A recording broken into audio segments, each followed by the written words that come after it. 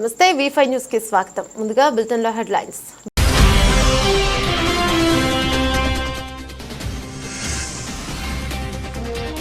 కొడకంచి గ్రామంలో శ్రీదేవి భూదేవి సమేత శ్రీ ఆదినారాయణ స్వామి వారి వార్షిక బ్రహ్మోత్సవంలో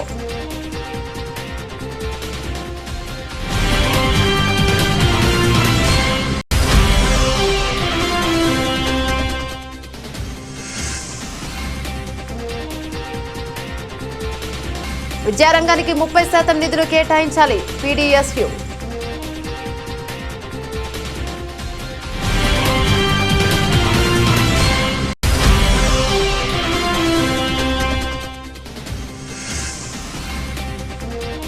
ఎమ్మెల్సీ అభ్యర్థి ఆలపాటి రాజా అఖండ మెజార్టీతో గెలిచేందుకు సహకరించాలి కనపర్తి శ్రీనివాసరావు.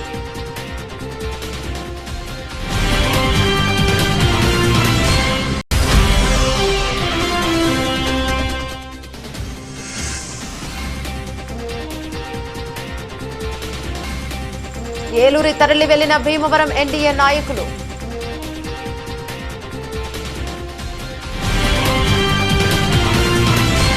బీసీ కులగణనపైన కాంగ్రెస్ పార్టీ కాకిలెక్కలు చూపిందని ఆలేరు మాజీ ఎమ్మెల్యే భిక్షమయ్య గౌడ ఆరోపించారు. యాదాద్రి భువనగిరి జిల్లా టీఆర్ఎస్ పార్టీ జిల్లా కార్యాలయంలో మీడియా సమావేశం నిర్వహించడం జరిగింది. కార్యక్రమంలో మాజీ ఎమ్మెల్యే భిక్షమయ్య గౌడ్తో పాటు యాదాద్రి భువనగిరి జిల్లాలోని బీఆర్ఎస్ పార్టీ బీసీ నాయకులు పాల్గొన్నారు. స్థానిక ఎన్నికల్లో బీసీ రిజర్వేషన్లు పెంచడం కోసం అసెంబ్లీ బిల్లు పెట్టాలని డిమాండ్ చేశారు. అసెంబ్లీలో లఘు చర్చతో లాభం లేదని అన్నారు. కాంగ్రెస్ పార్టీకి బీసీలు అంటే ఎందుకు ఇంత చిన్న చూపు అని అడగడం జరిగింది. రాహుల్ గాంధీ నినాదం ప్రకారం 46% బీసీలకు 10% బీసీ ముస్లింలకు మొత్తం కలిపితే 56% రిజర్వేషన్లను అమలు చేయాలి.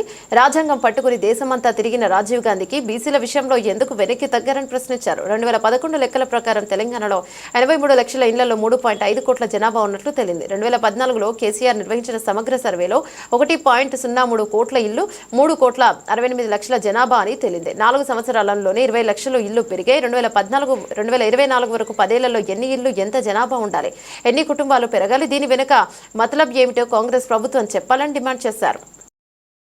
50% ఇచ్చినప్పుడు ఈ రాష్ట్రంలో మార్కెట్ కమిటీలకు రిజర్వేషన్ ఇచ్చింది బీఆర్ఎస్ పార్టీ.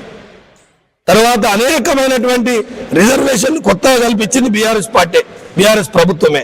కానీ ఇవాళ ఎందుకు 50% ఇస్తాం మేము. రేపు చట్టసభలలో బరాబరుగా దామాషా ప్రకారంగా ఖచ్చితంగా రేపు ఎమ్మెల్యే ఎంపీ ఎలక్షన్లో కూడా బీసీలకు బీఆర్ఎస్ పార్టీ ఖచ్చితంగా ఇస్తుంది. ఇద్దరు అధికారంలో ఉన్నారు, ఇలా మీ అధికార పక్షం ఉన్నారు కాబట్టి మీ ఇద్దరు కలిసి ఖచ్చితంగా 42% చట్టబద్ధత బీసీలకు కల్పించిన తర్వాతనే ఎన్నికలకు పోవాలి. కానీ మీరు ఎన్నికలకు పోతే బీసీలతో గుణపాఠం తప్పదని బీఆర్ఎస్ పార్టీ హెచ్చరిస్తా ఉంది. మాట అంటున్నారు, మా పార్టీ మేము రిజర్వేషన్ ఇస్తుందండు. సిగ్గుండాలి అనడానికైనా.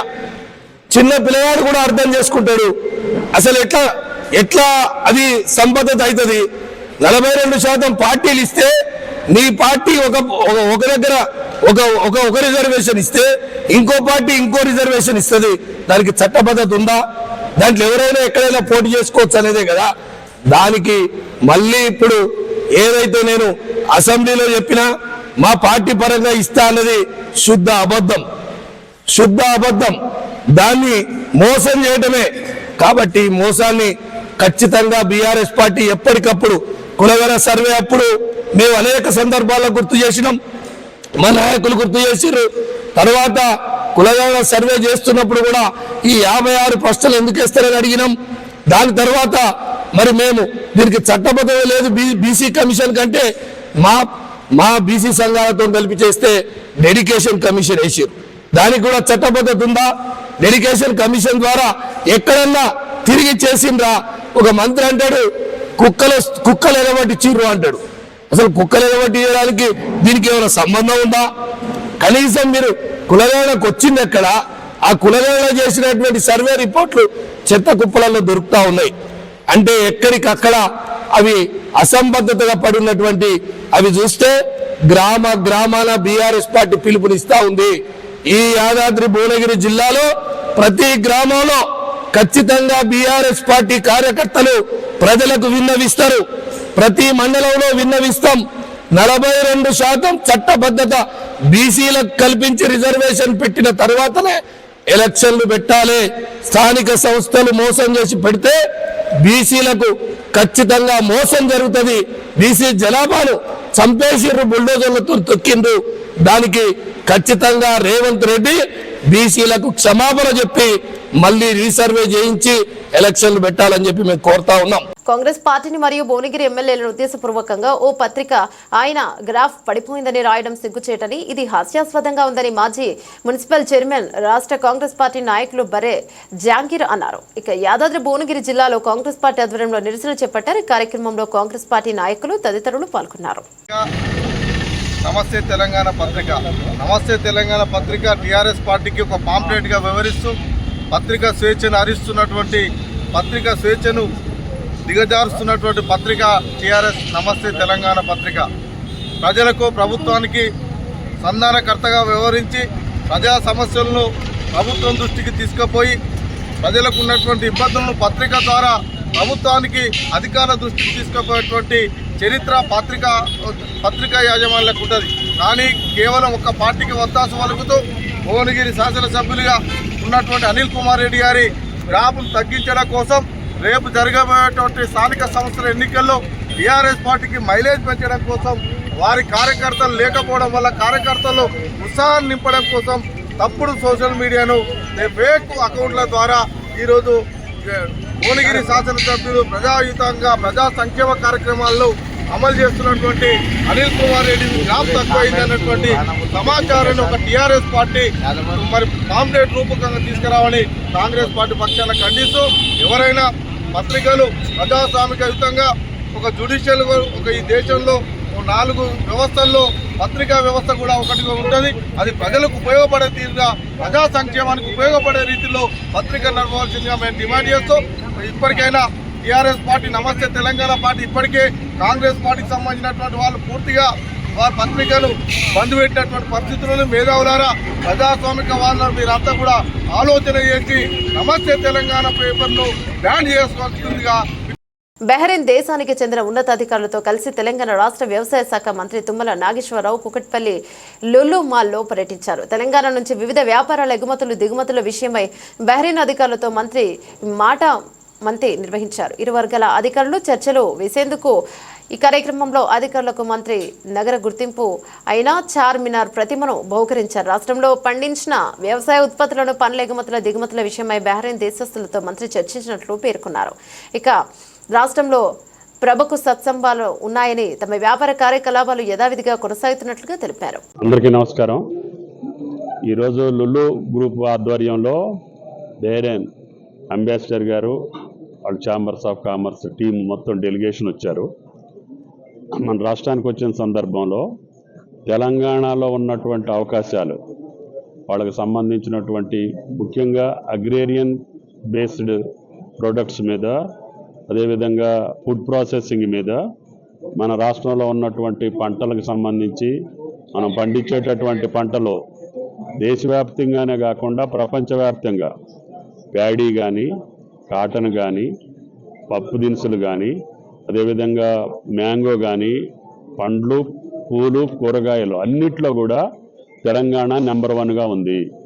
వీటిని ఎక్స్పోర్ట్ చేసే విధానంలో, లేకపోతే ఫుడ్ ప్రాసెసింగ్ చేసే విధానంలో వాళ్ళ యొక్క సహకారాన్ని వాళ్ళు మనతోటి కొలాబరేట్ అయ్యి చేయాల్సినటువంటి పరిస్థితులు ఈరోజు మీట్లో, అదేవిధంగా పౌల్ట్రీలో అన్నిట్లో కూడా we are in the number 1 in the country.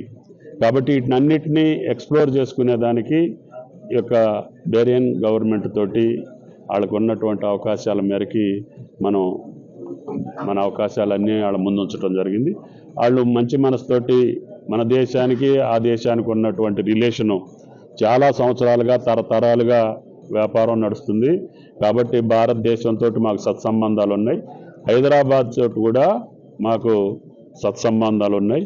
కాబట్టి తప్పకుండా భవిష్యత్తులో మీరు ఇచ్చినటువంటి ఆపర్చునిటీస్ని సద్వినియోగం చేసుకొని తెలంగాణలో మా గవర్నమెంట్కి, తెలంగాణ గవర్నమెంట్ తోటి ఏ అవకాశాలు ఉంటే వాటిని ఎక్స్ప్లోర్ చేస్తామని చెప్పి చైర్మన్, అదేవిధంగా అంబాసిడర్ గారు చెప్పడం జరిగింది. ధన్యవాదాలు.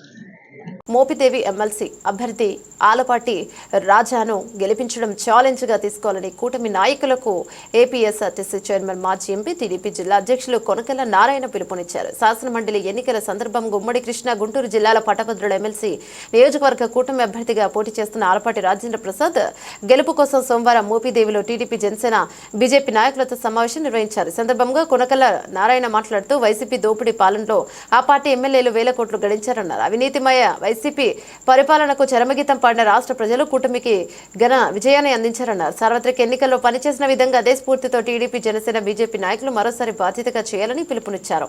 ఇక ప్రయాణం పథకం అమలుకు కృషి చేస్తున్నట్టు తెలిపారు. కార్యక్రమంలో ఎంపీపీ రావి దుర్గారాణి, టీడీపీ జిల్లా అధికార ప్రతినిధి కొల్లూరు వెంకటేశ్వరరావు, టీడీపీ జనసేన బీజేపీ మండల అధ్యక్షులు నడుకుదిటి జనార్దనరావు, అలాగే బొందలపాటి వరప్రసాద్, కోడిపర్తి బాలకోటేశ్వరరావు, అలాగే ఎర్రంశెట్టి సునీల్, మెరకన్నపల్లి సుబ్బారావు, అద్దంకి శ్రీనివాసరావు తదితరులు పాల్గొన్నారు. అందులో ఏదైనా మిస్ అయ్యి వాళ్ళని మనం అడగలేకపోయామంటే మనం నష్టపోతాం. కనుక ప్రభుత్వ ఓటర్ లిస్ట్ని దీన్ని రెండు కూడా టాలీ చేసుకుని వెళ్ళాలని చెప్పి మీ అందరినీ కూడా ఈ సందర్భంగా నేను కోరుకుంటున్నాను. దాని తర్వాత ఈ 30 మందికి ఒకరిని పెట్టాల్సి వస్తుంది.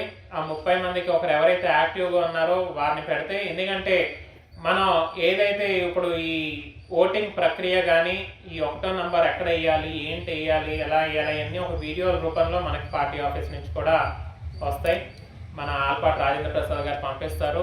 వారు ఇచ్చిన సందేశాలు కానీ ఏమన్నా కానీ పంపించాలంటే మనం ఇక్కడ ఎవరైతే ఇన్ఛార్జీలుగా పెడతామో వాళ్ళకి పంపిస్తే వాళ్ళ కింద ఉన్న 30 మందికి చేరేసే విధంగా ఉండాలి. అణిచివేస్తా ఉన్నాం, అరాచకాన్ని కూడా అణిచివేశాం. మరి ఇందాక రాజా చెప్పినట్టుగా అక్రమ కేసులు మాత్రం బనాయించట్లేదు. వాళ్ళు చేసిన పని మనం చేయకూడదు అనేది మన యొక్క పార్టీ కూటమి యొక్క ముఖ్య ఉద్దేశం. అలా అని తప్పు చేస్తే ఉపేక్షించే ప్రసక్తే లేదు. అందరిపైన చర్యలు తీసుకోవడం జరుగుతుంది. మరి కూటమి ప్రభుత్వం అధికారంలో వచ్చిన తర్వాత ప్రభుత్వం యొక్క పనితీరు గత 5 సంవత్సరాలుగా వైఎస్ఆర్ పార్టీ పనితీరుతో ప్రజలంతా కూడా విసిగిపోయారు.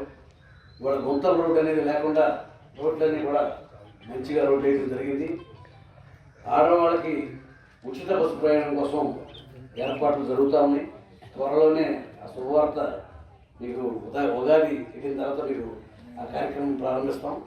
కాబట్టి ఇవాళ తెలుగుదేశం పార్టీ కానీ కూటమి కానీ ప్రజల సంక్షేమం కోసం, ప్రజల యొక్క పరిపాలన అనేది ప్రజలకి సౌలభ్యంగా ఉండాలి.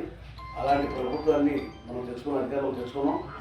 గతంలో అయితే దోపిడీకే అత్యధిక ప్రాధాన్యత ఇచ్చి విపరీతంగా. పశ్చిమ గోదావరి జిల్లా భీమవరంలో ఉభయ గోదావరి జిల్లాల పట్టభద్రుల ఎమ్మెల్సీ ఎన్నిక ఎన్డీఏ కూటమి అభ్యర్థి పేరాపత్తుల రాజశేఖరం నామినేషన్ కార్యక్రమానికి భీమవరం నుండి కేంద్ర మంత్రి భూపతిరాజు శ్రీనివాస్ వర్మ, ఏపీఎస్సీ చైర్మన్, స్థానిక ఎమ్మెల్యే పులపర్తి రామాంజనేయులు, నియోజకవర్గ టీడీపీ ఇన్ఛార్జి రాష్ట్ర పోలిట్ బ్యూరో సభ్యురాలు తోట సీతారామలక్ష్మి, నియోజకవర్గ ఎన్డీఏ కూటమి నాయకులు 60 కార్లలో ఏలూరు తరలి వెళ్లారు. భీమవరం టీడీపీ కార్యాలయం వద్ద ఎమ్మెల్సీ ఎన్నికల పరిశీలకుడు మాజీ ఎమ్మెల్సీ బుద్ధ జాగ జగదీశ్వరరావు కార్ల ర్యాలీని ప్రారంభించారు.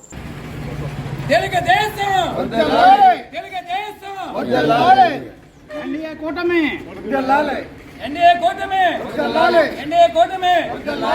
పేరాపత్తుల రాజశేఖర్ నాయకత్వం, చంద్రబాబు నాయకత్వం, పవన్ కళ్యాణ్ నాయకత్వం, బీజేపీ నాయకత్వం. ఈరోజు భీమవరం నియోజకవర్గం నుండి ఉమ్మడి ఎన్డీఏ కూటమి ఉమ్మడి అభ్యర్థి అయిన పేరాపత్తుల రాజశేఖర్ గారి ఎమ్మెల్సీ నామినేషన్కి 50 కార్లలో శ్రీమతి తోట సీతారామలక్ష్మి గారు, అలాగే బీజేపీ వర్మ గారు, కేంద్ర మంత్రి వర్యులు, అలాగే మా స్థానిక శాసనసభ్యులు పులపర్తి రామాంజనేయులు గారి సమక్షంలో, అలాగే అబ్జర్వర్గా వచ్చిన ఎక్స్ఎమ్మెల్సీ గారైన శ్రీ జగదీశ్వరరావు గారి ఆధ్వర్యంలో అందరూ ఉత్సాహంగా కోలాహలంగా బయలుదేరి వెళ్ళటం జరిగింది. ఆయన అత్యధిక మెజార్టీతో గెలవటం దీనికి సూచన. అలాగే మేమంతా కూడా పగలు రాత్రులు అనుకోకుండా లేకుండా క్యాంపెయిన్ కూడా చేయడం జరుగుతుంది. పేరాపత్తుల రాజశేఖర్ గారు తప్పకుండా అత్యధిక మెజార్టీతో ఎన్నడం లేని విధంగా నెగ్గడం కూడా ఖాయం. ఈ రోజున భీమవరం నియోజకవర్గం నీరవాసనం మండలం నుంచి ఉమ్మడి తూర్పు పశ్చిమ గోదావరి ఎమ్మెల్సీ పేరాపత్తుల రాజశేఖర్ గారి నామినేషన్ సందర్భంగా ఏలూరు బయలుదేరడానికి ఈరవాసనం నుండి 10 కార్లతో బయలుదేరడం జరిగింది. 10 కార్లు ఈరవాసనం నుండి బయలుదేరడం జరిగింది. మన పేరాబత్తుల రాజశేఖర్ గారి విజయం ఏంటనేది బేవర వచ్చేటప్పటికి ఈ కార్లు, ఈ కోలాహలం, ఈ జనం చూసేటప్పటికి ఆయన విజయం అఖండ విజయంతో గెలుస్తారని మీ అందరికీ కూడా ఒకసారి తెలియజేసుకుంటూ, అదే ఈ రోజున ఈ తోట సీతారామలక్ష్మి గారి మా భీమవరం నియోజకవర్గ ఇన్ఛార్జ్ వారి ఆధ్వర్యంలో మేమందరం ఏలూరు వెళ్ళడం జరుగుతుందని మీ అందరికీ తెలియజేసుకుంటాం.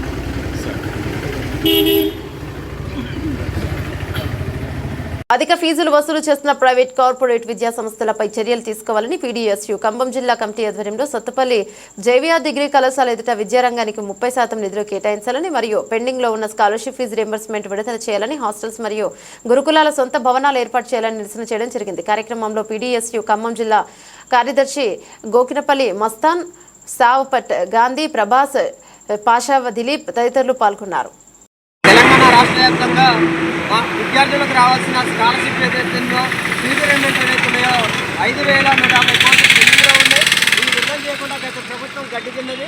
ఇప్పటికైనా నూతనంగా ఏర్పడ్డ కాంగ్రెస్ ప్రభుత్వం విద్యార్థులకి ఏదైతే హామీలు ఇచ్చారో హామీలు నెరవేర్చుకోకుండా ఈరోజు బడా కార్పొరేట్ విద్యా సంస్థలకి కొమ్ముగాసిన పరిస్థితి ఈ తెలంగాణ రాష్ట్రంలో రేవంత్ రెడ్డి ప్రభుత్వ పరిపాలన కొనసాగుతూ ఉంది.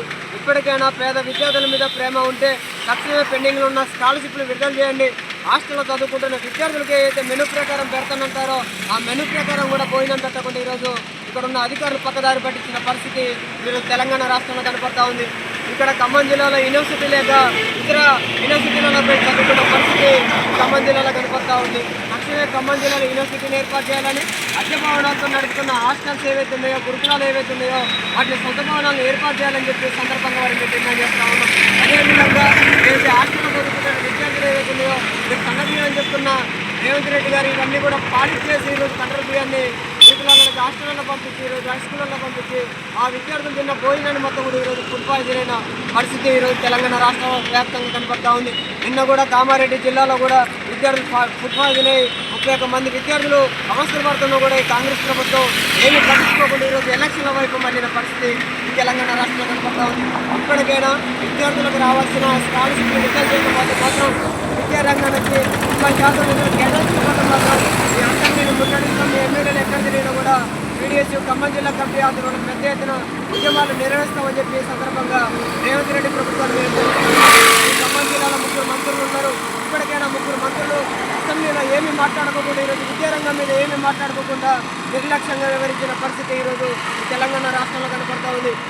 తుమ్మల నాగేశ్వరరావు గారు కావచ్చు, పొంగులే శ్రీనివాసరెడ్డి గారు కావచ్చు, భట్టి గారు కావచ్చు, వీళ్ళు నిమ్మకి నీరులాగా వివరించిన పరిస్థితి గాలి పర్యటనలకు తప్ప విద్యారంగం మీద దృష్టి పెట్టిన పరిస్థితి లేదని చెప్పి సందర్భంగా మరి తెలియజేస్తా ఉన్నాం. విద్యార్థుల మీద నిజంగా ప్రేమ ఉంటే 3 మంత్రులకి మాకు రావాల్సిన స్కాలర్షిప్లు విడుదల చేయండి. ఏదైతే ప్రైవేట్ కళాశాలలో చదువుకుంటున్న విద్యార్థులు ఎవరైతే ఉన్నారో ఈరోజు గవర్నమెంట్ విద్యా సంస్థలలో చదువుకుంటున్న డిగ్రీ కళాశాల కావచ్చు, విద్యార్థులు ఇంటర్మీడియట్ వాళ్ళకి మీద చదువుకుంటా ఉంటే ఈరోజు ఇక్కడ ఉన్న టీసీలు ఇవ్వకుండా విద్యార్థులు అవస్థలు పెట్టిన పరిస్థితి కనబడతా ఉంది. ఇప్పటికైనా ఈ స్కాలర్షిప్లు విడుదల చేయాలని చెప్పి సందర్భంగా మేము డిమాండ్ చేస్తా ఉన్నాం. ఈ విద్యారంగ సమస్యలు పరిష్కరించకపోతే మాత్రం భవిష్యత్తులో పెద్ద ఎత్తున ఉద్యమాలకు సిద్ధమవుతామని చెప్పి ఈ కాంగ్రెస్ ప్రభుత్వాన్ని చేరుస్తా ఉన్నాం. పటాన్చెరు నియోజకవర్గం పరిధిలోని కొడకంచి గ్రామంలో అల్లాని Ramoji Rao founder trust chairman Shri Adinarayana స్వామివారి దేవస్థానం వారి కుటుంబ సభ్యులతో కలిసి శ్రీదేవి భూదేవి సమేత శ్రీ ఆదినారాయణ స్వామివారి బ్రహ్మోత్సవంలో భక్తుల సమక్షంలో అంగరంగ వైభవంగా నిర్వహించారు. అనంతరం వారు మాట్లాడుతూ 8వ తేదీ 2025 స్వామివారి దివ్య రథంను కనుల విందుగా గ్రామంలో భక్తుల సమక్షంలో ఘనంగా జరిపారు. పూర్వం 1000 సంవత్సరాల క్రితం ఆదినారాయణ స్వామి స్వయంభుగా ఇక్కడ వెలిశారు. మా అల్లని వంశస్థులు ప్రతి సంవత్సరం మాఘమాసంలో వచ్చే భీష్మ ఏకాదశి రోజున శ్రీదేవి భూదేవి ఆదినారాయణ స్వాములకు ఘనంగా పూజ నిర్వహిస్తాం. భక్తులకు కొంగు బంగారమే కోరిన కోరికలను తీరుస్తూ ఉంటాడు. చుట్టుపక్కల 100 కిలోమీటర్ల దూరం నుండి వచ్చి స్వామిని దర్శించుకుంటారు. ఈ దేవాలయంలో బంగారు బల్లి, వెండి బల్లి చాలా ప్రత్యేకం. కంచిపోకుండా కొడకంచి వెళ్లి స్వామివారిని దర్శించుకుంటే చాలా పుణ్యమని పెద్దలు అంటూ ఉంటారు. ఇక కార్యక్రమంలో అల్లాని వంశస్థులు తాజా మాజీ సర్పంచ్ శివాజీ, కాంగ్రెస్ నాయకులు, బీఆర్ఎస్ నాయకులు, బీజేపీ నాయకులు, గ్రామ పెద్దలు తదితరులు పాల్గొన్నారు.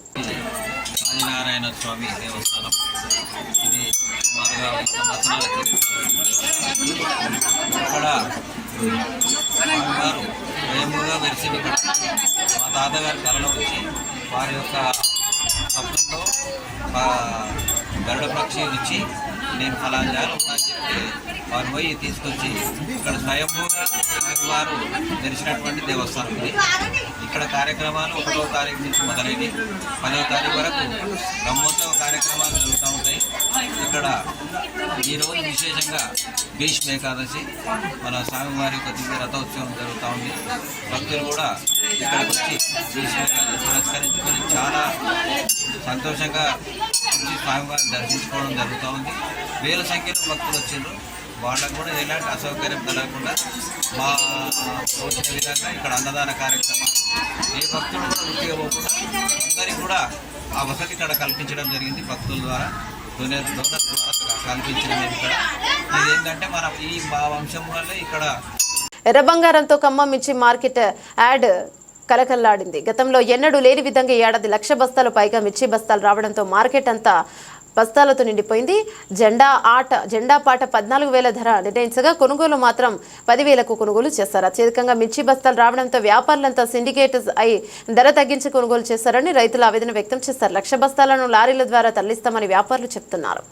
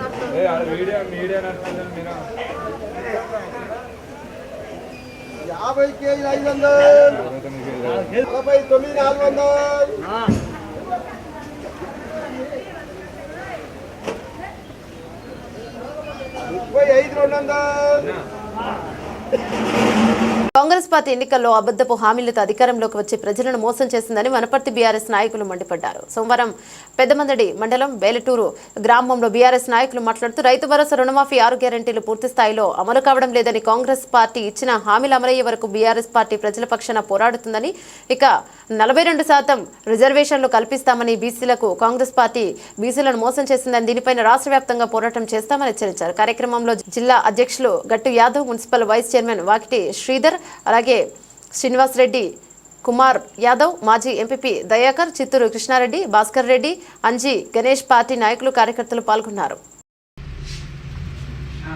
గడిచిన 14 నెలల కాంగ్రెస్ పాలన ఈ రాష్ట్రం మొత్తం కూడా అస్తవ్యస్తంగా తయారైంది.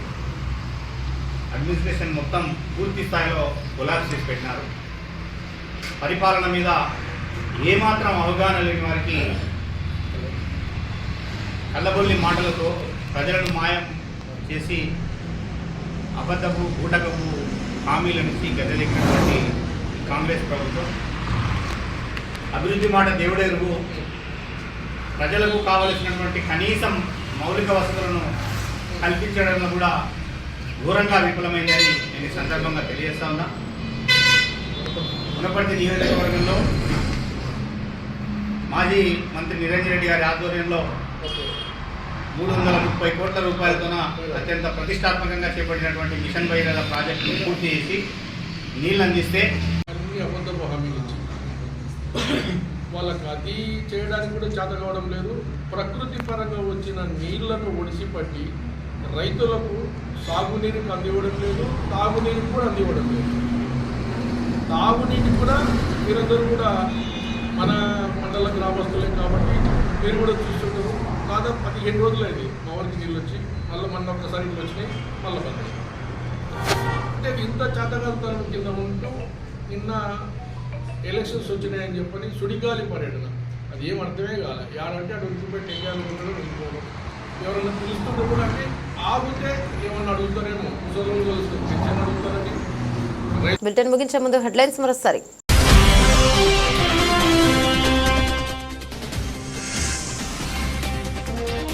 కొడగంచి గ్రామంలో శ్రీదేవి భూదేవి సమేత శ్రీ ఆదినారాయణ స్వామివారి వార్షిక బ్రహ్మోత్సవంలో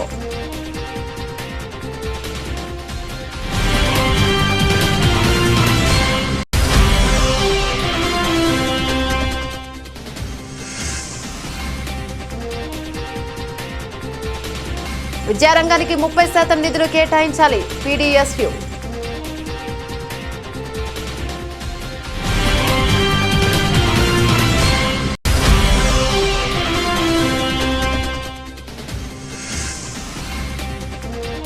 ఎమ్మెల్సీ అభ్యర్థి ఆలపాటి రాజా అఖండ మెజార్టీతో గెలిచేందుకు సహకరించాలి కనపర్తి శ్రీనివాసరావు.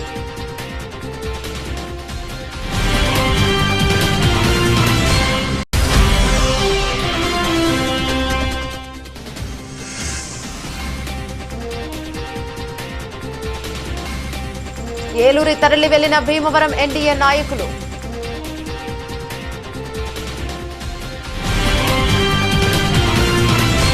ఇవి బులెటిన్లోని అప్డేట్స్. మరో బులెటిన్లో మళ్ళీ కలుసుకుందాం. అంతవరకు సెలవు. నమస్తే.